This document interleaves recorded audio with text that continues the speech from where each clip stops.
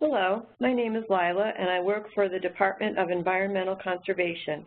I'm going to talk with you about the Water Quality Improvement Project Program, also known as WQIP. This is a long-standing grant program designed to improve water quality. We have made a number of changes to WQIP this year, so I urge all interested applicants to read the program overview carefully before applying.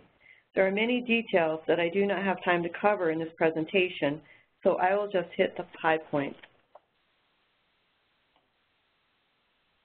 We have $70 million available for WQIP in 2019. Funding is made available through the state's Environmental Protection Fund and the Clean Water Infrastructure Act. The Clean Water Infrastructure Act funding really increases the number of projects that DEC can award, so it's a good time to apply to the WQIP grant program. This money is available to help your community improve the waters in your area and reap all the social and economic benefits that come with such a project. WQIP has 4 types of eligible applicants: municipalities, municipal corporations, soil and water conservation districts, and not-for-profits. Please note that not-for-profits are only eligible to apply for the source water protection and aquatic connectivity restoration projects.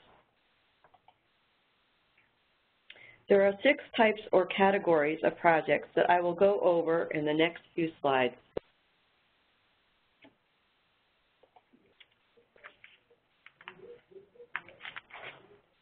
First on the list are the wastewater treatment improvement projects. One of the biggest changes this year is to the maximum award amounts. For most project types, there is now a maximum award amount of $10 million for projects with an overall project cost equal to or greater than $20 million, and $5 million for projects with an overall project cost less than $20 million. For disinfection projects, the maximum is $1 million, and for the nitrogen abatement for shellfishing waters, the maximum is $5 million. Just a reminder that the local match is a percentage of the requested award amount, not the total project cost. The high priority projects in the wastewater project type are projects for municipalities to add disinfection to their facilities, projects to assist communities with upgrading their systems to meet combined sewer overflow or sanitary sewer overflow discharge requirements, projects to upgrade municipal systems to address a nutrient pollutant of concern identified in a DEC-approved watershed implementation plan, projects to construct municipal systems to serve multiple properties with inadequate on-site septic systems, and projects to reduce and/or eliminate nitrogen impairments in shellfishing waters. Please note that WQIP will only fund wastewater projects that are ready to move forward with implementation and have an engineering report completed. Our next category is non-agriculture, non-point source. These projects or programs have a 25% local match. The biggest change this year is the addition of non-point source programs. The eligible project types have also changed from last year.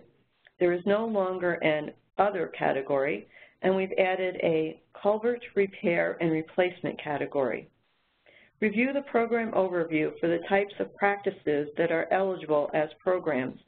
Depending on the practice, programs must include more than one project location or a defined geographic area for implementation.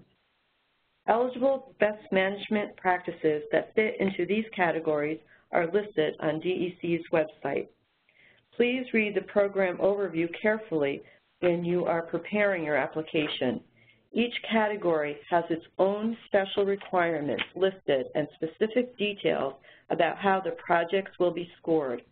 We hope this will make it easier for applicants to see how their projects or programs may line up with DEC's identified priorities.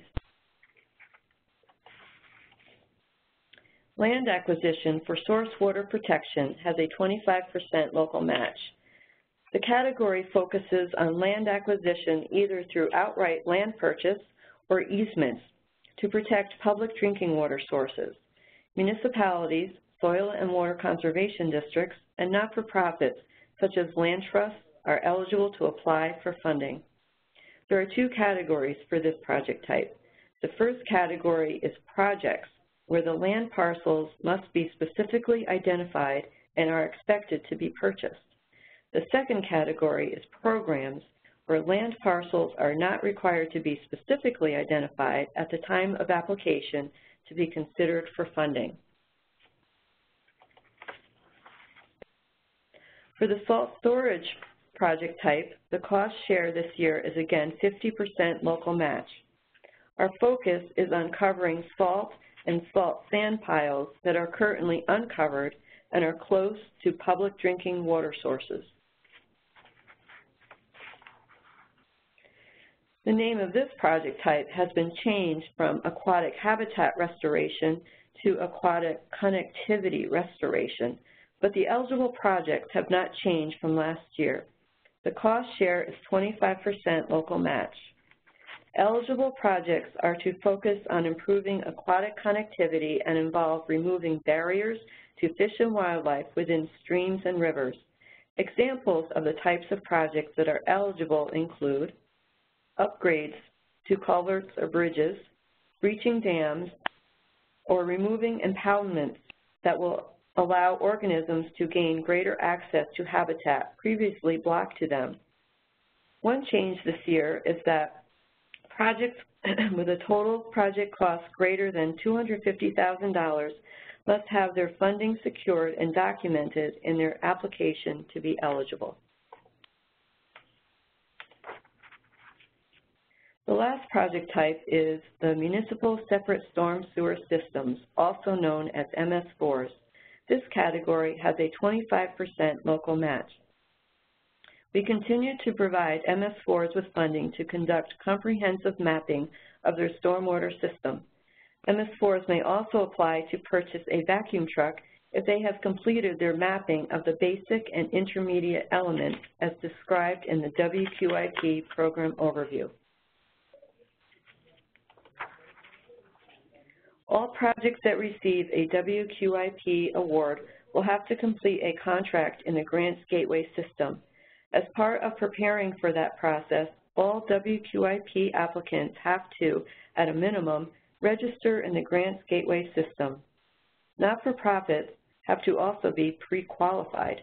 This is a multi-step process, and we encourage you to start soon because it has to be completed by the time you submit your application.